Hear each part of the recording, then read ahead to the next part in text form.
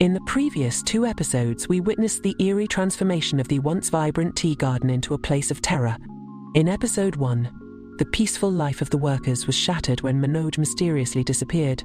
Soon, strange events and sightings suggested that something dark was at play, and the whispers of spirits haunted the workers. By episode 2, another worker, Ramesh, vanished, followed by the disappearance of Priya. The workers were gripped with fear, and rumors of a curse on the garden spread like wildfire. The tension grew as more workers disappeared, vanishing without a trace, their spirits seemingly trapped in the garden. But now, we've reached the final chapter in this horrifying tale. The air in the tea garden had grown heavy. The once bustling workplace was now silent, abandoned by those who had once called it home. The lingering fear had finally reached its peak, and the workers who remained could feel it in every breath they took. The sense of dread had become all-consuming, as if something terrible was on the verge of happening. It had been weeks since the last disappearance, and there was no sign of any new workers coming in. Those who remained were too afraid to leave, but the fear of being the next to vanish kept them in a constant state of panic.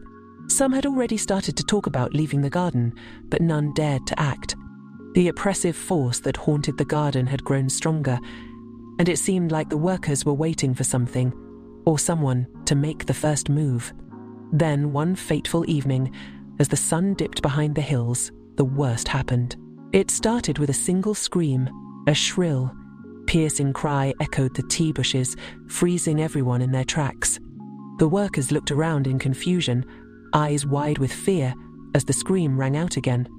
This time it was followed by the unmistakable sound of running footsteps, but there was no one to be seen. The workers gathered together, forming a small circle in the middle of the plantation, whispering among themselves. They knew that something had finally come for them, something they couldn't escape. And then, the first body appeared. It was Ramesh, the man who had disappeared weeks earlier. His once vibrant face was now pale and hollow, his eyes wide open but unseeing, as if staring into a void. His body was limp, and it was clear that he had been dragged through the fields. But what was most unsettling was the way his skin seemed to flicker, as if he were not truly there, his form constantly shifting, fading in and out of view. The workers recoiled in horror as the ghostly figure of Ramesh drifted slowly towards them, his mouth opening as though to speak, but no words came out. Instead, a low, guttural sound escaped from his throat, a sound that chilled them to the bone. He pointed a trembling finger toward the heart of the garden, where the thickest fog seemed to swirl, as if beckoning them forward. With no time to think, the workers began to run, desperate to escape the horrors that had taken root in their once innocent home. But the ground beneath them seemed to shift, as though the very earth was moving to trap them. The tea bushes closed in, their dark, twisted branches reaching out like fingers, pulling them deeper into the cursed land.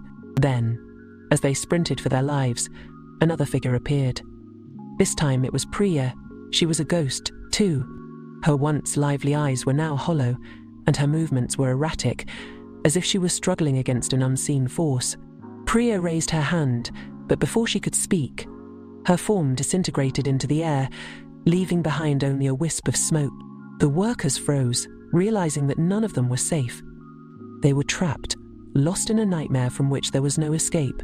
Panic set in, and they turned to flee, but the garden itself seemed to come alive, swallowing them whole. The tea bushes twisted around them, and the sound of voices' whispers, chants grew louder with every step they took. They heard cries of agony, the voices of their missing comrades, all reaching out to them from the depths of the garden. But there was no hope of rescue. No one could hear their cries. One by one, the workers were claimed by the dark forces that had haunted the tea garden for so long. They vanished without a trace, consumed by the shadows that seemed to engulf them. The final scream was one of hopelessness, as the last of the workers disappeared into the void. As dawn broke, the garden lay silent. The once thriving tea plantation was now empty, its workers all gone. The tea bushes, once so full of life, stood as lifeless, twisted silhouettes in the early morning light. The air was thick with the stench of decay, and the garden, once a symbol of prosperity, had become a place of death. News spread quickly. The tea garden, once the pride of the village, was abandoned. No one dared to step foot on the cursed land.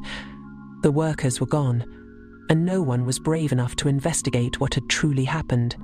Local authorities closed the garden, declaring it a dangerous and haunted place, its dark legacy sealed forever.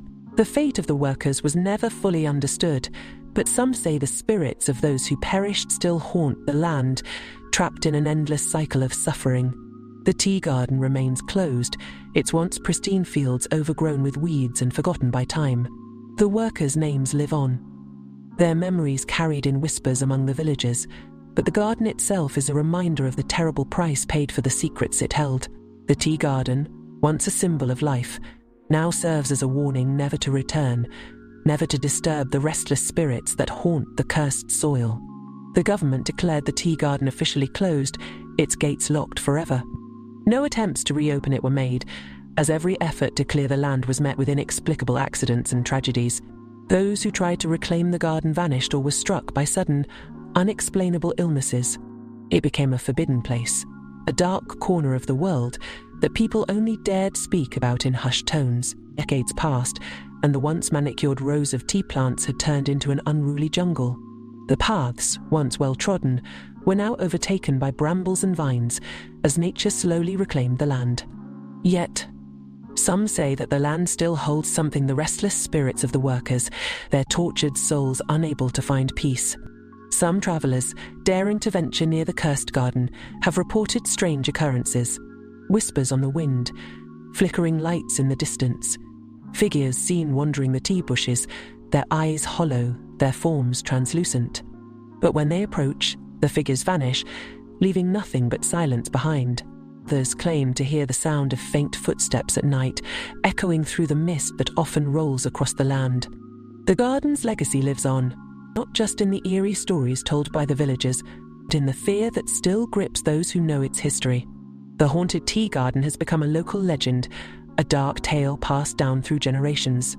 Though the workers' bodies were never found, their souls, it seems, still remain, trapped in the garden where they once worked. The spirits may never rest, for the dark force that took them is still out there, lingering between the rows of twisted tea bushes, waiting for the next unwary soul to cross its path. Now, as you reflect on the fate of the tea garden workers, remember, some stories are not meant to be unearthed. The spirits that haunt the tea garden will forever remain a part of its history, a warning to all who might think they can unravel the dark secrets of the land. This is the end of the story of the haunted tea garden. Spirits of the workers are gone, and the garden is closed forever. The darkness that took them has claimed its final harvest. Thank you for joining us on this terrifying journey. Don't forget to like, comment, and subscribe for more chilling stories. Thank you for watching.